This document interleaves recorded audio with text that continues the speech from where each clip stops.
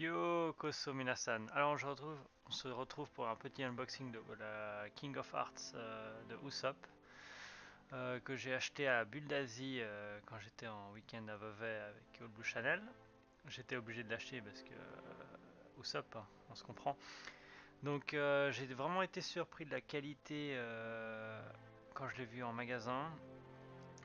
J'avais pas encore vu la review du doc avant que je l'achète et je suis tombé dessus en fait. J'ai eu la grande surprise d'avoir une Usopp de cette taille là pour. Elle est pas très chère, elle est dans les 40 euros, moins de 40 euros je crois. Si j'ai plus le prix en tête, mais vraiment pour peu, pas cher. Avec le Kabuto qu'on a là. Là je galère un peu avec le plastique. Voilà. Ok. Donc vous pouvez voir, elle est en deux parties. Il y a la sacoche qui est déjà en fait. Elle est un peu elle est soudée au buste. Et on voit que c'est quand même du costaud, c'est pas le truc qui est bancal qu'on peut retrouver dans certaines figurines de ce tarif là. Donc là, comme vous pouvez voir, on a vraiment un bon détail des cheveux. Bon là, je sais pas trop à quoi ça sert ce caillou, je sais pas où il se met. Non là c'est un peu bancal là, je crois, ça va se péter la gueule là. Non, je pense pas que je dois le mettre comme ça. Je regarde sur la boîte, il n'y a rien qui est marqué. Ok, bon ben, on va le laisser comme ça puis on verra si ça tient.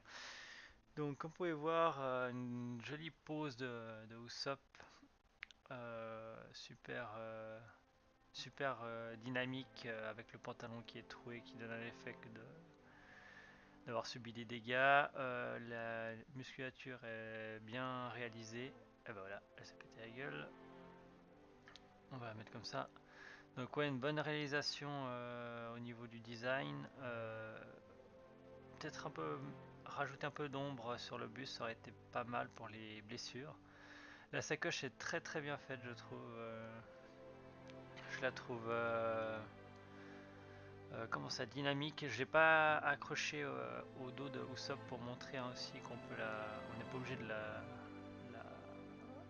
la comment là, de la clipser pour avoir l'effet qu'elle ne bouge pas. J'aime bien quand ça peut bouger, enfin qu'elle paraisse légère quand même. Au niveau de la chevelure, elle est comme moi un peu, hein, on va dire ça. Non, super bien faite. Niveau, les bretelles sont bien réalisées, elles sont souples, elles sont pas rigides. Le pantalon, j'aime beaucoup cet effet ouais, d'abîmer, d'avoir fait un combat. Ça rajoute un peu un côté authentique à la statue qu'on peut retrouver sur différentes figurines de cette classe A. Au niveau des écouteurs, si j'arrive à faire le focus. Alors, voilà. Donc, ouais, comme vous pouvez voir, le détail des cheveux est très bien réalisé. On a vraiment l'impression que c'est une petite boule de poil. Au niveau du visage, comme vous pouvez voir, vraiment sympa. Super bien réalisé le sourire, le petit bouc.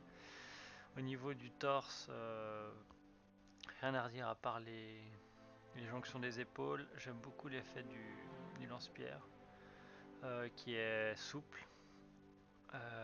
Les écouteurs, j'adore cet effet. Vraiment, comme vous pouvez voir, elle est grande comparée à ma main. Elle doit faire bien 10 cm de haut, un peu plus. Entre 10 et 15 cm de haut. Je l'adore tout simplement. Voilà, donc j'espère que ça vous plaît ce petit format de vidéo. N'hésitez pas à laisser un commentaire si ça vous plaît, les unboxings, ou montrer ma collection que j'ai chez moi en vidéo. C'était un projet que je voulais faire. Si ça vous intéresse, dites-le moi en commentaire. Et on se retrouve pour une prochaine vidéo cette semaine parce qu'il y a le scan qui sort et pour peut-être une nouvelle théorie que je suis en train d'écrire. Donc voilà, allez, moi je vous dis à la prochaine, Jana.